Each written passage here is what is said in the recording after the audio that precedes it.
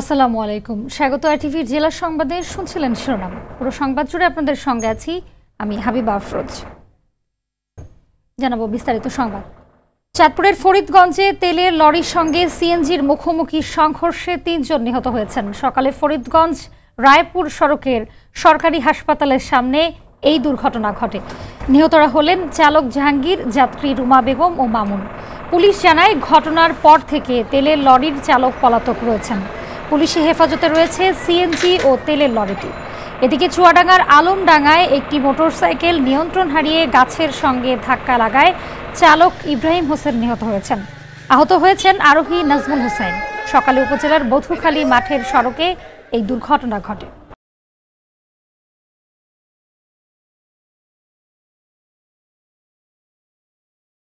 নতুন সড়ক পরিবহন আইন বাস্তবায়নে সরকার আন্তরিক জানিয়ে তা বাস্তবায়নে সবাইকে এগিয়ে আসার আহ্বান জানালেন সেতুমন্ত্রী ওবায়দুল কাদের।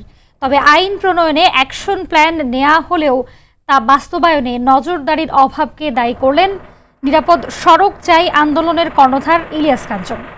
আপেল শাহরিয়ার রিপোর্টে থাকছে বিস্তারিত।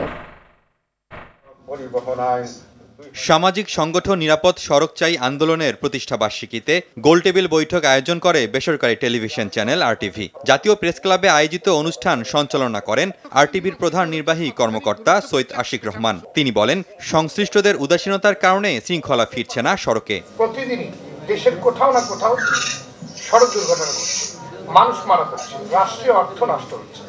পরিস্থিতি এমনই যে সড়ক যেন আতঙ্কের সমর্থক শব্দে পরিণত হয়েছে। গত ২৭ বছর ধরে নিরাপদ সড়কের দাবিতে আন্দোলন ও গণসচেতনতা তৈরির পাশাপাশি সরকারের নীতি নির্ধারকদের মনোযোগ আকর্ষণে গুরুত্বপূর্ণ ভূমিকা রেখে চলেছে নিরাপদ সড়ক চাই নিশ্চয়। পরিবহন সেক্টরকে আস্থায় আনতে সবার সমন্বিত সহযোগিতায় অবকাঠামোগত উন্নয়ন ও পরিকল্পনা প্রয়োজন বলে মনে করেন নিরাপদ সড়ক চাই আন্দোলনের ইলিয়াস কাঞ্চন।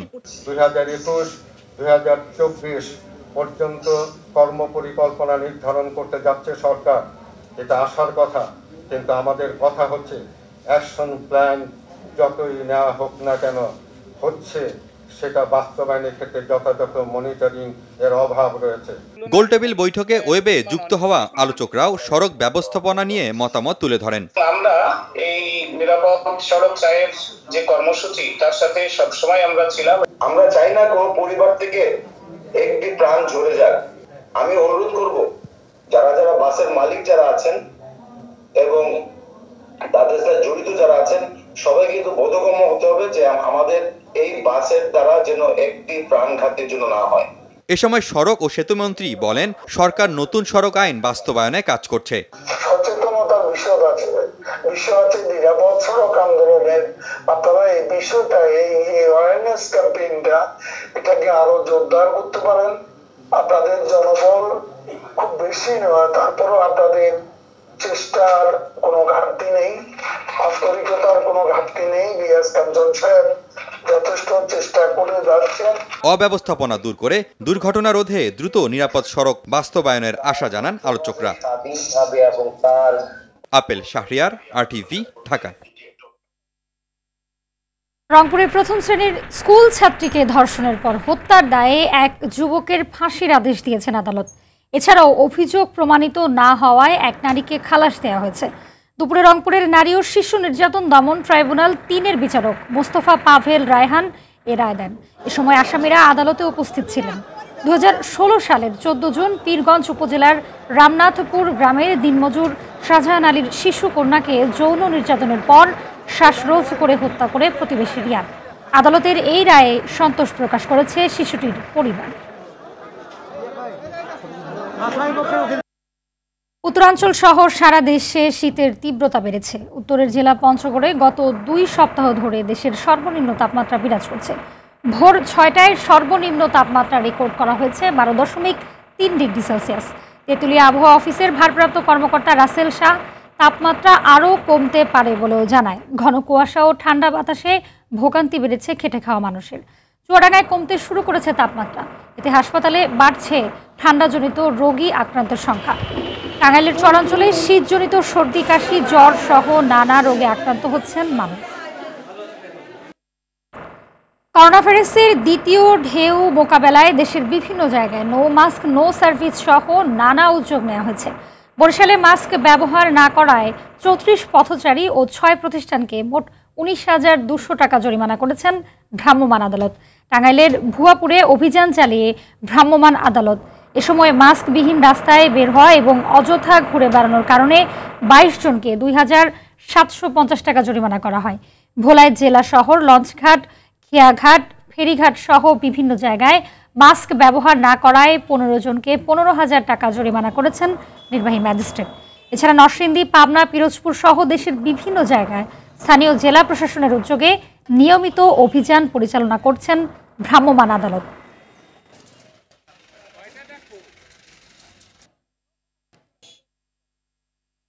করোনা ভাইরাসের কারণে এবার স্কুলের বিভিন্ন শ্রেণীতে লটারির মাধ্যমে শিক্ষার্থী ভর্তি করা হবে। অভিভাবকরা বলছেন মন্ত্রণালয় ও প্রশাসনের প্রতিনিধিরা উপস্থিত না থাকলে সেখানে অনিয়মের সম্ভাবনা থাকে। তবে স্কুল কর্তৃপক্ষগুলো বলছে মন্ত্রণালয়ের সব নির্দেশনা মেনেই তারা শিক্ষার্থী ভর্তি করবেন। আর শিক্ষামন্ত্রী ডাক্তার দীপু মনি বললেন স্বচ্ছ প্রক্রিয়ায় লটারি হবে, ভর্তিতে অনিয়মের অভিযোগ পেলে ব্যবস্থাও নেওয়া হবে। আতিকা রহমানের রিপোর্টে থাকছে বিস্তারিত। গেল কয়েক বছর প্রথম শ্রেণীতে লটারির মাধ্যমে ভর্তি করা হলেও বাকি ক্লাসে লিখিত পরীক্ষা দিয়ে ভর্তির নিয়ম ছিল। এবার করোনা সংকটের কারণে স্বাস্থ্য ঝুঁকি বিবেচনায় দেশের সব শিক্ষা প্রতিষ্ঠান বন্ধ রয়েছে। সরকারি সিদ্ধান্ত অনুযায়ী এবার স্কুলের সব ক্লাসেই লটারির মাধ্যমে ভর্তি করা হবে। এ নিয়ে অভিভাবকদের মধ্যে রয়েছে মিশ্র প্রতিক্রিয়া। তারা বলছেন লটারির সময় অভিভাবকরা উপস্থিত না থাকলে এখানে অনিয়মের আশঙ্কা রয়েছে। সুবিধাও আছে অসুবিধাও আছে। দেখা যাবে যে লটারিতে অনেক মেধাবীরা আসবে না, গড়পড়তা সাধারণ মানের ছাত্রীরা এখানে ঢুকে যাবে। কিছু ভর্তি করে কমিটির লোকজন, সেটা অসুস্থ হবে, কিছু প্রত্যেক একটা কোঠা নেয়, কর্তৃপক্ষ চায় তাহলে স্বচ্ছই হবে, কারণ এই সময় করোনাকালীন হয়তো লোকজন একটু কম থাকবে। ভর্তি বাণিজ্য বন্ধে লটারি প্রক্রিয়া স্বচ্ছ রাখতে সরকারের হস্তক্ষেপ চান তারা। স্বচ্ছভাবে হোক, তাই না? সেক্ষেত্রে কি করতে হবে, মন্ত্রণালয় থেকে কিছু মানুষ থাকতে হবে, গার্জিয়ান কিছু থাকতে হবে, যাতে কোনো মানুষের মধ্যে কোনো সংকোচ বোধ না হয়। এই বিষয়ে রাজধানীর উদয়ন স্কুলের অধ্যক্ষ বললেন শিক্ষা মন্ত্রণালয়ের কর্মকর্তাদের উপস্থিতিতেই লটারি করা হবে, তাই এখানে অনিয়মের কোনো সুযোগ নেই। উদয়ন উচ্চ মাধ্যমিক বিদ্যালয়ে ঢাকা বিশ্ববিদ্যালয় অন্তর্ভুক্ত একটা প্রতিষ্ঠান।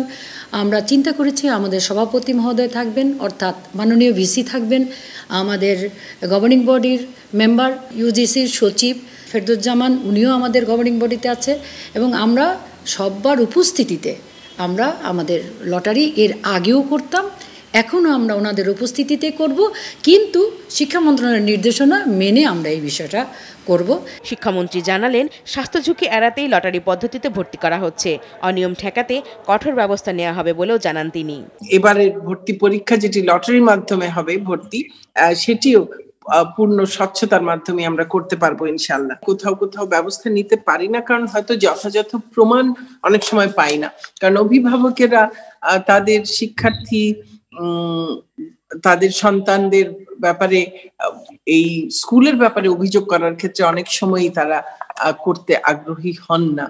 তো আমাদের কাছে হয়তো অনেক সময় অকাট্য প্রমাণ থাকে না। 7ই ডিসেম্বর কোটা বন্টন, কি পদ্ধতিতে লটারি হবে ও লটারি প্রক্রিয়ায় কারা উপস্থিত থাকবে সে বিষয়ে পূর্ণ নির্দেশনা জারি করবে শিক্ষা মন্ত্রণালয়। আতিকা রহমান, RTV, ঢাকা। বান্দরবানের নাইখংছড়িতে 28টি স্বর্ণের বার সহ স্বামী স্ত্রীকে আটক করেছে পুলিশ। গেল রাতে উপজেলার আশারতলী সীমান্তের প্রধান ঝিরি এলাকা দিয়ে চড়াই পথে স্বর্ণ নিয়ে আসার সময় ওই দুজনকে আটক করা হয়। এরা হলেন ফারুক ও তার স্ত্রী মরিয়ম খাতুন। এদিকে যশোর সদরের বাহাদুরপুর থেকে 3.5 কেজি ওজনের 30টি সোনার বার সহ 3 জনকে আটক করেছে বিজিবি। গতকাল বিকেলে বেনাপোলগামী একটি বাসে তল্লাশি চালিয়ে তাদের আটক করা হয়। এছাড়া পাচারের সময় ঝিনাইদহে 9 কেজি 100 গ্রাম রূপা সহ 2 জনকে আটক করেছে ডিবি পুলিশ।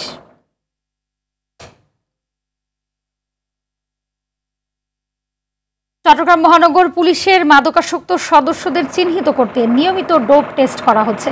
ইতিমধ্যে 7 জনকে বিভাগীয় মামলার আওতায় আনা হয়েছে।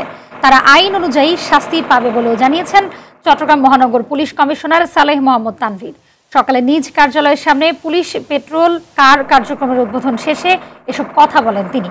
পুলিশ পরিচালনায় কিছু পরিবর্তন আনার চেষ্টা চলছে বলেও জানান তিনি। দ্রুত সময়ে পুলিশি সেবা নিশ্চিত করতে নগরীর পাঁচলাইশ, খুরশি, ডাবল মোরিং এবং কোতোয়ালি এলাকায় চলাচল করবে এসব কার। এই ক্ষেত্রে পুলিশ তাৎক্ষণিক কিছু কাজ করতে হয়। পটুয়াখালী শহরে যুবক তানভীরের হত্যার বিচার চেয়ে সংবাদ সম্মেলন করেছেন নিহতের মা কামরুন নাহার বেগম। সকালে বরিশাল প্রেস ক্লাবের সংবাদ সম্মেলনে তিনি অভিযোগ করেন তার ছেলে তানভীর রহমানকে পরিকল্পিতভাবে শ্বাসরোধ করে হত্যা করা হয়েছে। ঘটনার পর থানায় অভিযোগ নিয়ে গেলেও কোনো আইনি ব্যবস্থা নেওয়া হয়নি। পরে পটুয়াখালী সিনিয়র জুডিশিয়াল ম্যাজিস্ট্রেট আদালতে মামলা দায়ের করা হয়। গত 11 নভেম্বর পটুয়াখালী শহরের মুসলিম পাড়ার একটি বাসায় ফার্মাসিস্ট তানভীরের রহস্যজনক মৃত্যু হয়।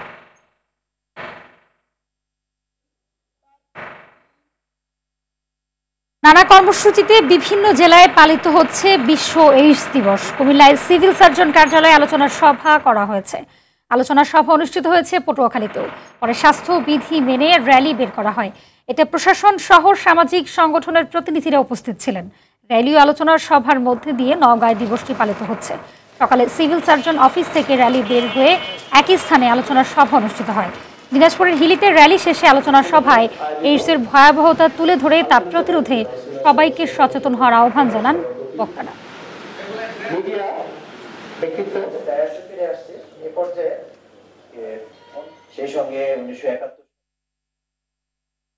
রাজশাহীর পদ্মা নদী সংলগ্ন আলুপট্টি থেকে তালাইমারি পর্যন্ত বাঁধে সিটি কর্পোরেশনের উদ্যোগে গাছের চারা রোপণ করা হচ্ছে। বিভিন্ন প্রজাতির 900-রও বেশি চারা রোপণ করা হয় এই বাঁধে। সকালের উদ্বোধন করেন সিটি কর্পোরেশনের মেয়র এইচ.এম. খায়রুজ্জামান লিটন। এ সময় তিনি বলেন, পরিচ্ছন্ন নগরী রাজশাহীকে আরও সবুজায়নের জন্য বৃক্ষরোপণের উদ্যোগ নেওয়া হয়েছে। আধুনিক শহর গড়তে সবাইকে একসঙ্গে কাজ করার আহ্বানও জানান তিনি।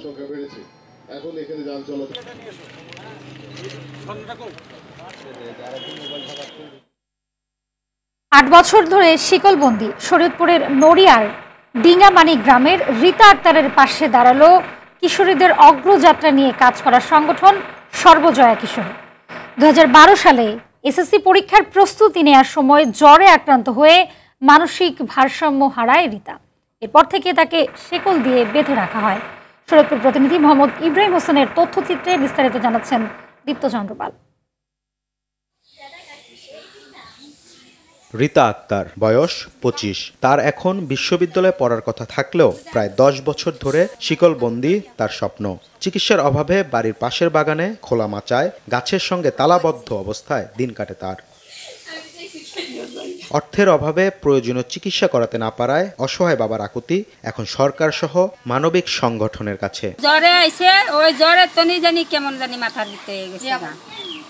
টাকা পয়সার গতি করলেও দেখাইতে পারি না ডাক্তারের। সরকার যদি আমার এই ব্যাপারে কোনো সহযোগিতা করতো তাহলে চিকিৎসাটা চলতে বা আশা।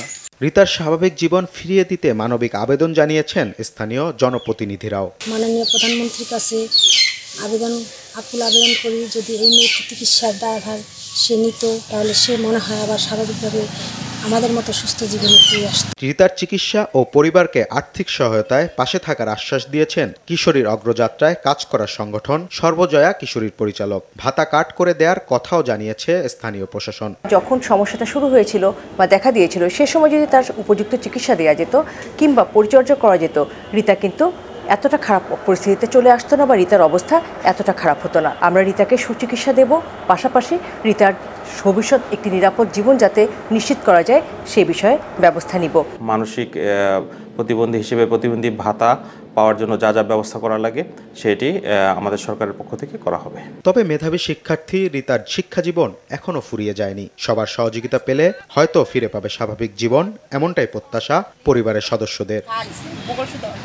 দীপ্ত চন্দ্রপাল, RTV। জয়পুরহাটের কালাইয়ের মোলাম গাড়িহাটে এক মেয়েকে হত্যার পর উল্টো তারই অভিভাবক সেজে হত্যা মামলা দিয়ে 18 বছর ধরে 8 পরিবারকে হয়রানির অভিযোগ উঠেছে। অভিযুক্ত খুনি লেবুর মা জানিয়েছেন, হত্যাকাণ্ডের আগেই তার ছেলের বিরুদ্ধে অপহরণ মামলা করেছিলেন খুনের শিকার হওয়া শাপলার স্বজনরা। মামলাটি তদন্ত করছে জয়পুরহাট CID। আরও জানাচ্ছেন দীপ্ত চন্দ্রপাল। ধরে লেগেছিল। শাপলাকে আমার ছেলে লেবু ও তার সহযোগীরাই হত্যা করেছে বললেন মা। তারাই ভুয়া অভিভাবক সেজে হত্যা মামলা দিয়ে 18 বছর ধরে ফাঁসিয়ে চলছেন 8 পরিবারকে। গণমাধ্যমের অনুসন্ধানেও সেই সত্যের প্রমাণ মিলেছে। লেবুর মা রেখা জানান, আগেই লেবুর বিরুদ্ধে অপহরণ মামলা করেছিলেন শাপলার মা। এমন ঘটনা ঘটেছে জয়পুরহাট জেলার কালাই থানার মোলামগাড়ি হাটে। 2003 সালে বগুড়া থেকে শাপলা খাতুনকে দ্বিতীয়বার অপহরণের পর জয়পুরহাটের কালাই থানার মোলামগাড়ি হাটে এনে এসিড ও আগুনে পুড়িয়ে হত্যা করেন লেবু ও তার সহযোগীরা। পরে হত্যার অভিযোগ থেকে বাঁচতে এবং প্রতিবেশী 9 জনকে ফাঁসাতে বাবাকে দিয়ে মিথ্যা হত্যা মামলা করান লেবু। অন্যদিকে মেয়ে শাপলা হত্যার বিচার চেয়ে লেবুকে প্রধান আসামি এবং বাবা নসিরউদ্দিনকে দ্বিতীয় আসামি করে 9 সহযোগীর বিরুদ্ধে বগুড়ায় মামলা করে মা ফিরোজা বেগম। শাপলাকে অপহরণের প্রথম মামলায় জেল খাটার প্রতিশোধ নিতে বিয়ের প্রলোভন দিয়ে দ্বিতীয়বার অপহরণের পর শাপলাকে হত্যা করেন লেবু। তবে হত্যার আগে দ্বিতীয়বার শাপলাকে অপহরণের পর লেবু ও তার সহযোগীরাই শাপলাকে হত্যা করে বলে স্বীকার করেন লেবুর মা রেখা। ওই যে অপহরণ মামলা আসল লাগার ওই মামলার পর দিয়ে একটা মামলা করলো বাদী শাপলার মা ফিরোজা। আসামি করলো লেবু করলো নজরুল, এই যে ওয়ার্ড মেম্বার নজরুল দুলাল চৌধুরী। 18 বছর ধরে মিথ্যা হত্যা মামলায় ফাঁসানো নিরীহ মানুষগুলো এখন অসহায়। এজন্য বাপ ছেলে লেবু নসিরকে গ্রেপ্তার করে দৃষ্টান্তমূলক শাস্তি চেয়েছেন স্থানীয়রা।